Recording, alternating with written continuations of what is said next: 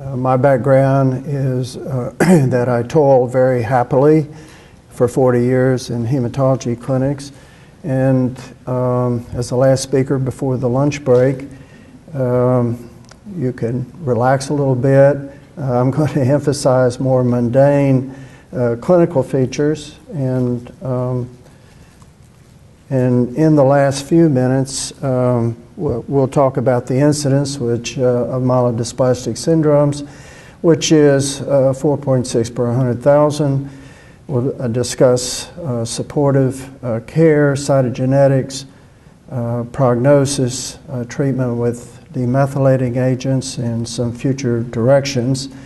I'll talk about, in the last few minutes, some kind of Huckleberry MD, Huckleberry Finn MD meets genomic medicine and tries to make sense of it. And then finally, some comments on future directions. In the clinic, macrocytosis tips the hematologist that MDS might be a consideration. So the incidence is about 20,000 patients per year. It's a disease of the elderly. We've had 3 visitors to the Mitchell who've talked on MDS, and they all showed the same slide. Namely, the survival of MDS is with intermediate or advanced stage IPSS scoring is almost superimposable onto that of non-small cell lung cancer, indicating that not all of these patients should be just followed and supported, but some actually need aggressive intervention. So we'll talk briefly about supportive care, prognosis, treatment, and cytogenetics, and then some comments about future directions. All right. So this is an old slide. It shows the stem cell at the apex, a very large blast cell, a progenitor cell, and on the right is the familiar mitosis pattern for iron deficiency anemia. And note that the size of these erythroblasts decrease with every mitosis. In the case of iron deficiency, iron is limiting. And so since the hemoglobin determines when the nucleus is extruded, the MCHC increases with succeeding mitoses, but since iron is limited, you go on for additional 3 or 4 mitoses, you come up with a microcyte. In contradistinction, on the left side, you see the situation with substrate deficiencies with vitamin B12, and here the substrates are limiting, and so DNA maturation lags behind hemoglobin synthesis, which goes along nicely apace. And after 3 or 4 mitoses, the MCHC attains the threshold value of 28 or 30, and the nucleus is extruded, and a macroreticulocyte, a macrocyte, is then enters the circulation. For the situation with myelodysplastic syndrome, just imagine that a piece of lint gets caught up in the DNA zipper and causes an interruption and slowing of DNA maturation. This piece of lint, as we'll learn in a minute, is probably a hypermethylated methyl group.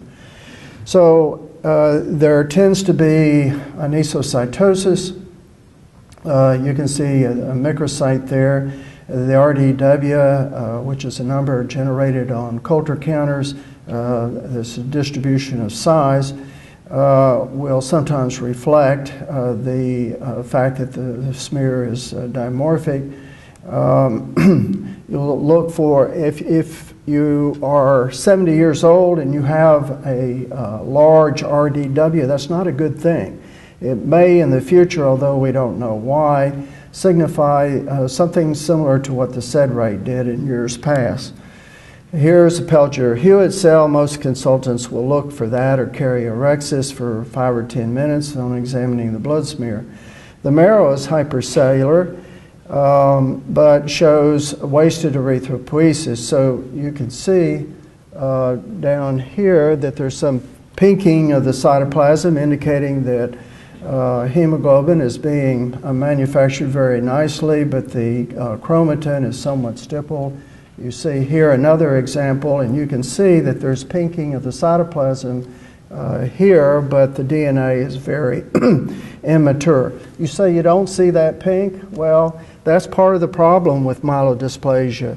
It's a matter based on experience, and different observers had different opinions about whether dysplasia is present or not. We're lucky to have Dr. Polsky, and hematopathologist, and he reads all our bone marrows along with his associates. And so we have a good deal of consistency in our interpretations. You're in Baldwin County, and I'll just mention that cows outnumber humans here, and I'll sometimes tell my patients that if you're a successful farmer, you have 100 cows, in the springtime you'll get 100 calves, and you'll do very well. If brucellosis goes through your herd, you'll have a lot of stillbirths, and maybe you'll only have 10 calves in the springtime. And so that's like wasted erythropoiesis. You can have elevated LDH, indirect bilirubin, and a low reticulocyte. This is an example of ring sideroblasts. There is a specific mutation called the spliceosome factor 3b subunit 1 that typically is involved. And so what you get is an accumulation of iron around the nucleus, and these are mitochondria. The mitochondria that are literally bursting with iron granules. You don't see this with hemochromatosis. Years ago, people studied pigs that were fed pyridoxine deficient chow to try to get them to reproduce this, and they would make ring sideroblasts. And then what they tried to do was to remove the iron by giving them intensive chelating therapy to see if you could heal the mitochondria that were so overburdened with the iron, whether you would improve erythropoiesis, but that did not happen. Flow cytometry is useful in the diagnosis and exclusion of marginal zone lymphoma, particularly in the bone marrow.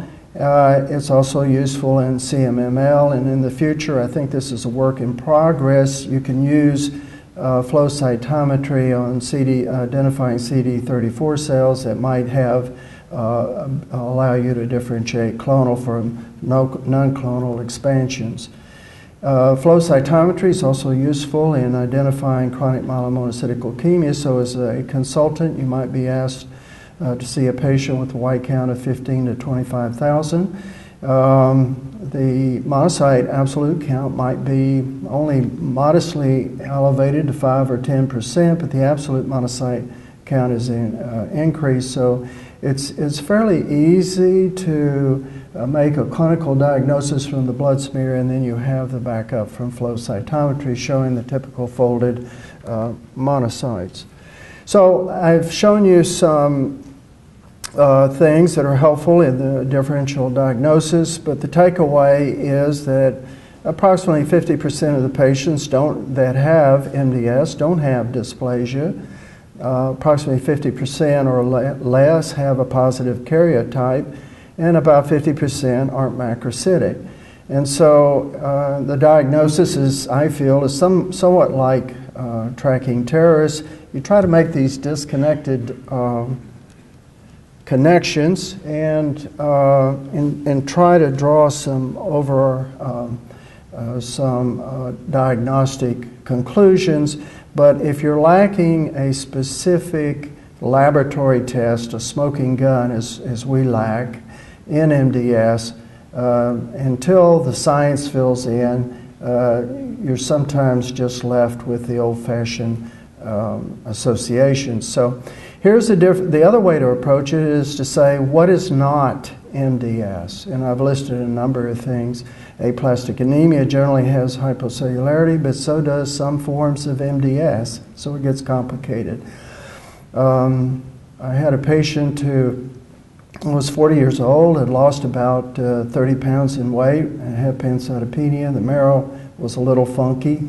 And because her SED rate was elevated, on a hunch, I ordered an ANA, and it was 1 to 10,000. She had polymyositis, and it was a little unexpected. Another patient came to me from a rheumatologist, had cytopenias, had not been on any methotrexate or chemotherapy, had not received any Humira, and so she was, I was examining her, and a orthopedist had very skillfully replaced most of her finger joints with artificial joints, and as I was running my hand under her ulnar surfaces, she said, if you're looking for those nodules, you won't find them. So I said, well, were you on Humira? No, call me vain. I went to a plastic surgeon and had them all removed. And so your patients will deceive you sometimes. Hemolytic anemia and hereditary spherocytosis, sometimes it's very well compensated. The reticulocyte won't be very elevated. Cirrhosis, I did a audit report on 2 years in our electronic record for hepatitis B and C using ICD-9 codes 70.0 through 70.9, and came up with 84 patients. Well, these patients weren't sent to us for hepatitis B or C. We found that by doing serologies on them. They had hypersplenism, a little splenomegaly, and I would contend that you could also put steatohepatitis into that column. So Pelger-Hewitt can be seen with sepsis. That can be complicated. PNH, a very rare disease. I actually order the flow cytometry on most of the patients that I consider to be difficult differential diagnosis. It's at the polar opposite of MDS in some ways. It has a test, the anchoring protein on flow cytometry, which is virtually 100% sensitive and 100% specific. Very different than MDS. I'm envious of people who can have a disease they take care of that has good science. And not only that, but it has a treatment that is almost universally effective. So you can give the patients eculizumab every 2 weeks. They show up with their adopted sibling, the Alexion pharmaceutical rep, because this treatment costs about $200,000 a year, and it's paid for by insurance. HIV, of course, the viremia will cause neutropenia, and so will zidovudine, but the other antiretrovirals are fairly gentle on the, and then hypocupremia has been suggested by some of our pathologists, usually due to malabsorption. We have one patient whose dysplasia and pancytopenia improved on copper supplementation. And so the final one is that it's shift neutropenia, and Mobile is a port city. And so we are the Exxons and the BPs. They check their workers annually for cytopenias because of petroleum and benzene exposure, and they'll have their mariner's ticket removed. They can ship out on a furniture vessel, but they make half as much money, so they'll be in your office shortly trying to get their ticket back. So if you take normal subjects and you label a bag of blood with DFP32, which clings to the neutrophils, reinfuse it, and immediately check their CBC, you'll see that half the neutrophils disappear immediately. They go into the marginal granulocyte pool where they hug along the walls of the capillaries, or they're in the splenic or pulmonary circulations, but they're not counted by the phlebotomist and the Coulter counter. And so if you have marrow injury or aplastic anemia, they maintain that 50-50 relationship, but the total blood granulocyte pool is reduced. Afro-Americans who tend to have neutropenia. Their red cell and platelets are normal. And the question that they get sent to you for as a consultant is, why do they have the shift neutropenia? Is it a medication they took or so on? And so they tend to have smaller circulating granulocyte pools and a larger marginal granulocyte pool, but the takeaway is they do not get recurring infections and they generally don't need a bone marrow. So finally, the WHO, if you look at Wintrobe's textbook of hematology, it's interesting to see how the nomenclature has changed. But finally, we seem to have something we can all agree on. The supportive treatment, of course, transfusions are the mainstay of treatment. You can give a Poetin, particularly insurance will pay for it if the EPO levels less than 500. They have a normal ferritin and a negative hemocal. For those patients who have neutropenia and fever and recurring infections, you can add G-CSF, and sometimes we couple G-CSF to EPO to improve the red cell output. They tend to work cooperatively. XJADE, when your patient starts to get near 25 units, you need to remember that there are 400 to 500 milligrams of iron that go with each unit of blood and never go away. And so as the ferritin levels will rise, and virtually every patient who's received 150 units will have not only hemosiderosis but hemochromatosis. If the patient has recurring severe thrombocytopenia and bleeding complications, you might try the platelet, the megakaryocyte stimulator, romiplostin. Going back to XJ, it's useful to remember that Blue Cross Blue Shield may disallow patients with a higher IPSS scores from receiving XJ, and I think the science backs them up that they have a shortened survival, and it probably won't be in place long enough to do significant benefit.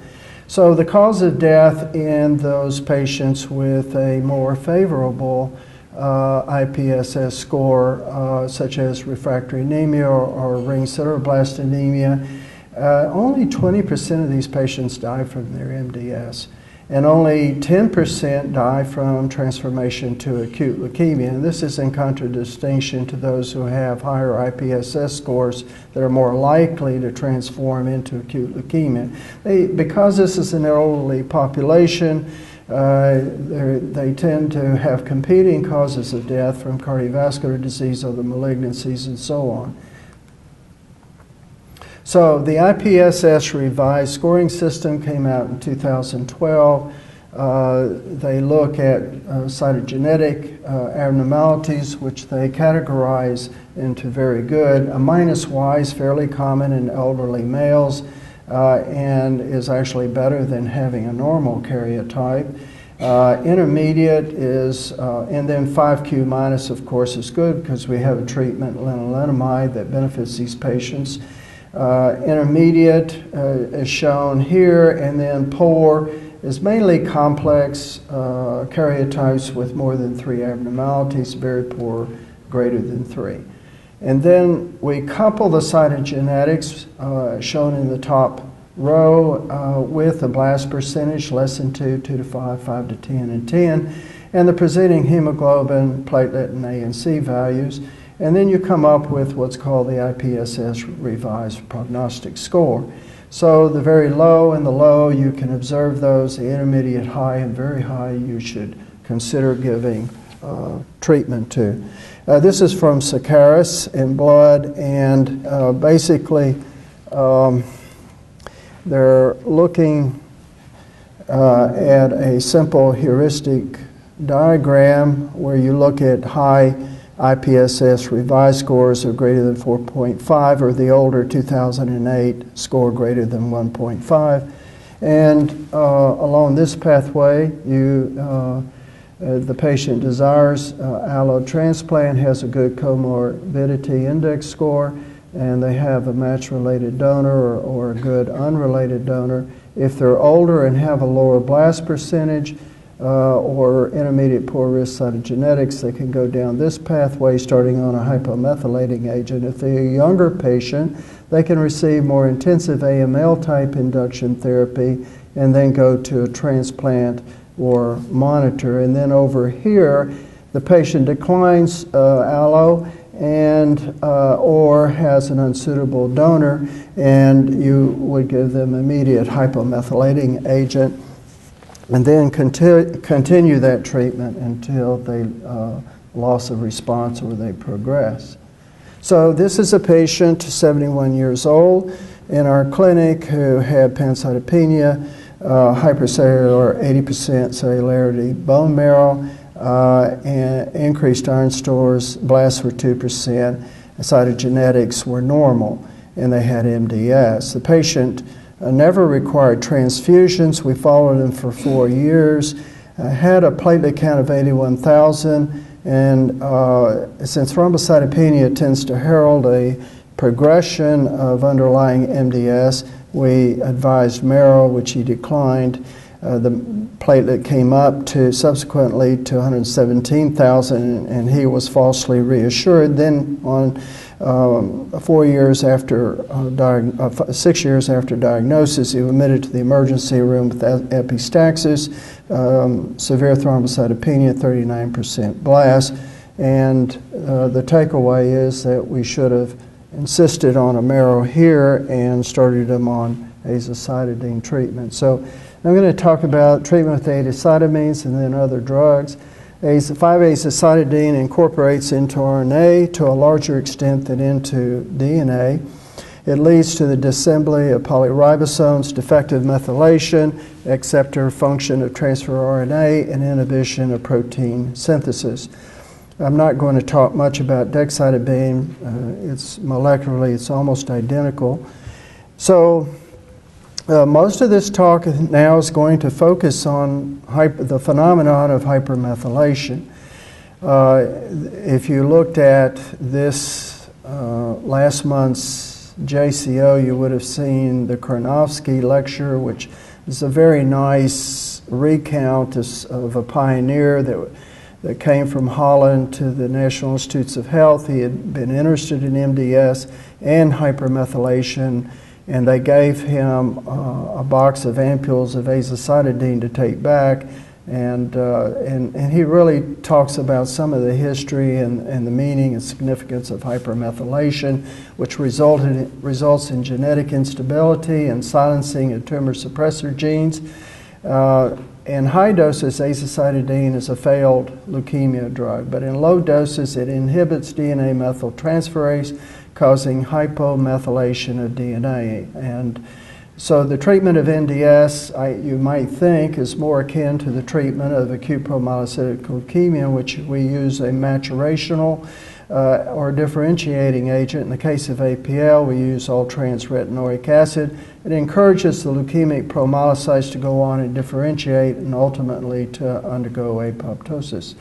This is a diagram of the methyl groups shown here, and this methylation increases with age. It increases with certain kinds of stress, physiologic stress such as bone marrow transplantation, and possibly in therapy-related MDS.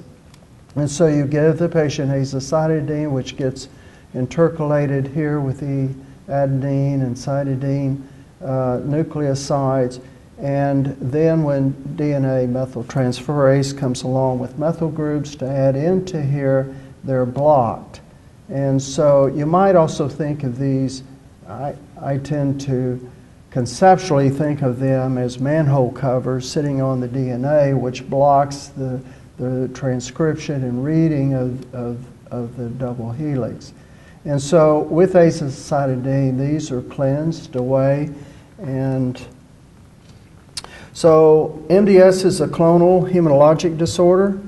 It's frequently an intermediate disease stage prior to acute leukemia, and loss of heterozygosity is an important event in neoplasia, especially as you saw in the earlier slide, chromosome 7 deletion. And these genes are often called tumor suppressor genes. So aberrant methylation can have an equivalent effect on silencing the tumor suppressor genes as can deletion of chromosome 7, and reversing DNA methylation then can have a protective effect. This is a survival curve Dr. Alan List and others published a similar curve survival report in the New England Journal, and it shows azacitidine-treated patients randomized to conventional supportive care and showed that not only did these patients have reduced incidence of bacterial infections or sepsis, reduced transfusion dependencies, but they had actual improved survival. So let's move on from the azacitidine and hypomethylating agents. And if you go into clinicaltrials.gov and you look up the MABs and the NIBs, not so much there. So there were only 7 clinical trials that I found looking at the imatinibs and sunitinibs and the tyrosine kinase inhibitors, whereas in renal cell cancer there are 84, and in lung cancer there are over 200 trials just looking at the tyrosine kinase inhibitors, not so much in MDS. Let's move on to the MIBs and the IMIDs. So the MIBs are part of the or inhibitors of the ubiquitin proteasome system. They're proteasome inhibitors.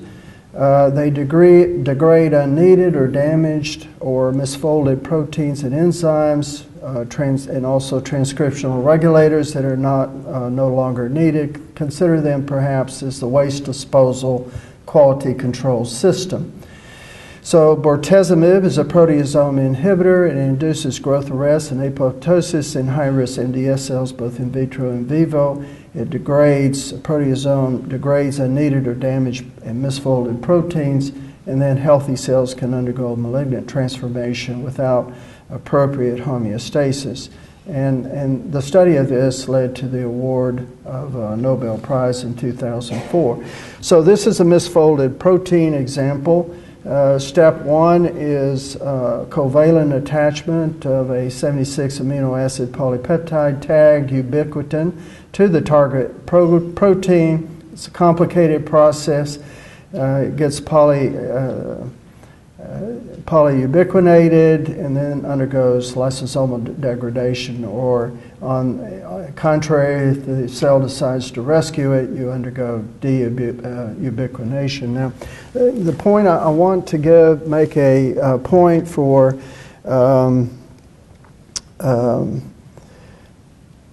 our people at the Dr. Sobel and our people at the Mitchell, who are clinical pharmacologists, and when they're dealing with designing drugs, they try to find some niche area in these large proteins. And contradistinction, this is a covalent attachment. Most of these pharmaceutical drugs that the designers, the pharmacologists, are trying to fit into a niche, you look at both the three-dimensional structure of the large protein and try to find a mirror image in your putative molecule that you're going to insert into this niche. And in contradistinction, the covalent attachment, most of this depends on weak electrostatic forces called van der Waals forces. And these problems are very challenging pharmacologic problems, and some of the pharmaceutical companies, it's interesting to read, have put these challenges on the internet, asking for someone in Prague, Czechoslovakia to take a look at it. That's called crowdsourcing. It's the same thing that built the Linux computer. And I guess the pharmaceutical companies give up some of their proprietary rights, but in return, they may have faster drug development. Finally, I'm going to talk about the IMIDs. There are over 100 trials. They mainly involve 3 drugs, lenalidomide, thalidomide, and pomalidomide. And so this is a cartoon showing how the IMIDs are thought to work. They have numerous mechanisms of action, anti-angiogenesis. They work specifically against 5q-, also, as you heard earlier today, CLL, but also sarcoid and leprosy and ankylosing spondylitis. So if you look at the above part in red and the below apart in green, you can see that their functions are divided between immune modulation and interference with the tumor microenvironment. This includes T regulatory cell suppression, NK cell activation, T cell co-stimulation, and then down here we'll go focus on the anti-angiogenesis. This is the molecular structure of thalidomide. Lenalidomide is similar. So lenalidomide was approved in 2005. It has a dual action. It lowers the malignant clone number in patients with 5q minus and induces better differentiation of healthy erythroid cells. Murine cells do not respond to lenalidomide thalidomide, and so they were missed in early teratogenic studies done in rodent models, and this is considered perhaps the great victory of our American FDA system, that those pregnant women who birthed children with phocomelia, it was mainly a European phenomenon. The prognosis for patients treated with lenalidomide is favorable, 63-month median survival, and these patients tend to achieve transfusion independency. I kind of despise the way this is termed in 4 bags in 8 weeks going to 2 bags in 8 weeks. It sounds like something out of the 30s, but this is what my patients bring to me. I ask for the transfusion record, which is done off-site. We can't flow this in very well. It's tedious to put this into our flow sheets, and I do have a mathematics professor as a patient, and he promised me he would put a card on their bulletin board to contact me, and perhaps together we can come up with a numerical coefficient that would allow you to say, is the patient becoming transfusion independent? Is the patient responding to lenalidomide? Is the patient responding to azacitidine? It's interesting to look at how complicated this model is that they test these drugs on. They take immune suppressed mice, they anesthetize them, and they plant a tumor nodule on their cornea here, and after a few days the tumor grows and in comes neovascularization, and the cornea becomes very bloodshot. So I call it the Visine test. You drop your thalidomide on here, you get blanching of the vessels, and the tumor regresses. Very complicated. So we had a patient that we saw 14 years ago, 61 years old. She presented with abdominal pain, was diagnosed with 3-node positive colon cancer. She underwent a colectomy and was about to receive adjuvant chemotherapy. She was noted to have macrocytosis and some anemia, which originally we attributed perhaps to GI bleeding. And she was diagnosed with 5q minus MDS. We went ahead with fluorouracil. This was before oxaliplatin in 2002. And we urged her on a Revlimid trial. It was very expensive, and she didn't have insurance, and we just couldn't make it happen. She had a second carcinoma, which was identified and removed. And finally, she started on lenalidomide after 40 units of blood. Has not, in the past 6 years, had any more transfusions. Transplant for MDS, allogeneic is the only curative treatment. Doing older people and patients with comorbidities, they need to have a fairly good comorbidity index score, and as I mentioned, this is a disease of the elderly and they do have comorbidities. Let me now, in the last few minutes, go to the elephant in the room, or if quartz rock can replicate and grow, is it alive? I borrowed this from Bill Bryson's book on a little bit about something everything. And the point is that natural selection mutation applies to finches and Galapagos, but also to apoptosis, immune evasion of tumor cells from cytotoxic T lymphocytes, resistant to targeted agents, and mutation addiction. Our tools are the karyotype, and 50% of the karyotypes are normal in MDS. when I send a patient to Harry Erba at UAB to help, he always finds a karyotype that we missed. And I always say, well, it wasn't there when we saw the patient, so it must have developed afterwards. But I kind of suspect Harry uses these other technologies a little more than we do, and I look forward to gaining some of that. So this is a slide, scatter plot, that looks at, on the left in panel A, overall survival in patients with MDS, and in panel B on the right, their risk of transformation to acute leukemia. With the different cytogenetic groups over here, and just very quickly I'll make the point that the lower two-thirds here, the transformation to acute leukemia directly translates into survival, but there's a little discrepancy up here, and it may have to do with the fact that, as I mentioned before, that many of these patients die of cardiovascular or other disease. So you have a patient who has a normal karyotype, they have a transfusion dependency, they have erythroid hyperplasia, they have a normal marrow that does not show frank dysplasia. Well, if you get these karyotypes here, you can, and they have persistent cytopenia, you can say that that's presumptive evidence that they have MDS.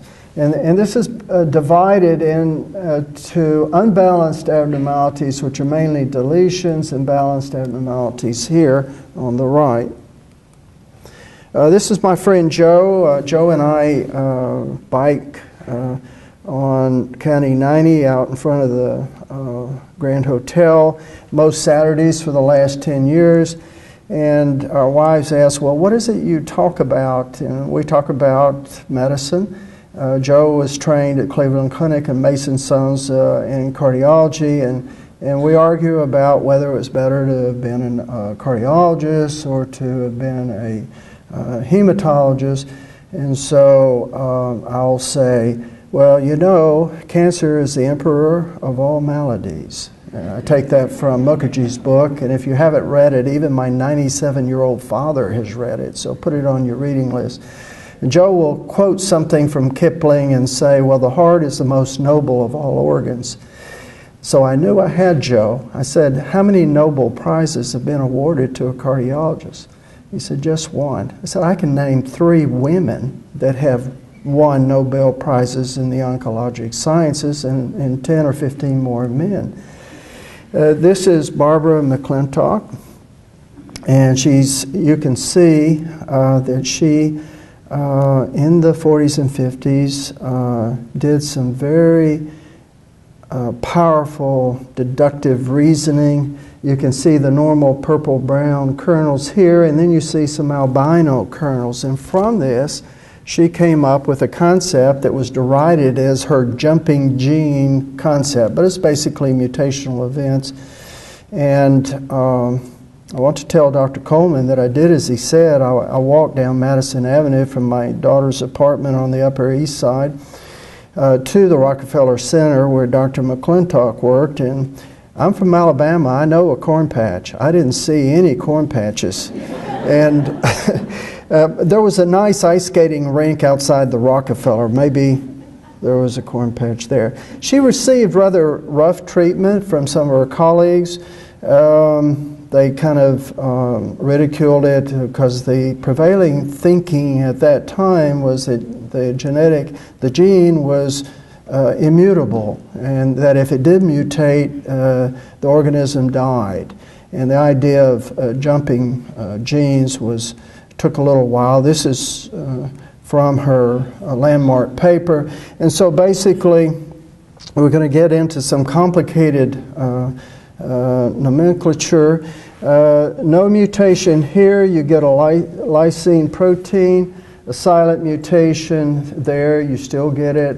A nonsense, not a nonsense, but a nonsense mutation, you get a stop codon, and then missense here. And so mutations could be somatic or germline. In cancer, we're only interested in the somatic mutations in the breast or the bone marrow, and so on. They can be balanced, unbalanced, haplotype, insufficient, silent sense, missense, nonsense, frame shift, splice site. Driver mutations, which give rise to clonal mutations, and passenger mutations, no clonal. And my favorite was championed by Emil Frey at the Dana-Farber, is the Cyclops gene. Copy, number of alterations yielding cancer liabilities owing to partial loss. In other words, the theory was that if you found a Cyclops mutation in a cancer, that it was so vulnerable, much more vulnerable than normal tissue, that you could target it, you might have a therapeutic advantage. And then there's telomere shortening, junk DNA, and so on. And so, just briefly, on epigenetic and genetic, the study of cellular and physiological traits that are heritable by daughter cells and not caused by changes in the DNA sequence. This is Oscar and Jules, monozygotic twins that were separated at birth, and is now this separated twin study from Minnesota is becoming the focus because of discordant of heritable genes about the epigenetic phenomenon. And this is Elizabeth Blackburn. She won the Nobel Prize for identifying the importance of telomerase enzymes. And so the telomeres are the tips, and they're protected, protect the DNA, and without telomerase you get erosion. With telomerase you get preservation. And so there are stresses that cause telomerase erosion, physiologic, transplantation, telomerase mutations. They lead to exposed free ends, end-to-end fusion, chromosomal instability, translocations, and aneuploidy. So aging and development leads to typically 3 genes shown here that have been implicated in hematologic cancer. These mutations tend to introduce mutations much similar to what happens in MDS, happens in adenomatous polyps, in GUS, and they involve second hit mutations that then take that clonal population and make it go forward from clonal hematopoiesis. And this is somewhat the cartoon that shows this process. You have hematopoietic stem cells here. Years later, you get a driver mutation shown in yellow. Then years later, you get clonal expansion, and then a second hit mutation here, and you get a hematologic cancer. And this is my last 3 slides. It basically shows a patient that had AML, this was 12,000 subjects in a Swedish registry that didn't have any hematologic disease, that were not selected. They were just screened, and they developed a TP53 mutation here at the beginning, and that led to a clonal expansion shown in yellow. They got a 5q minus here. That started another clonal expansion which eclipsed the first, and the first eclipsed the normal. And then they got here a complex karyotype and developed acute myelogenous leukemia.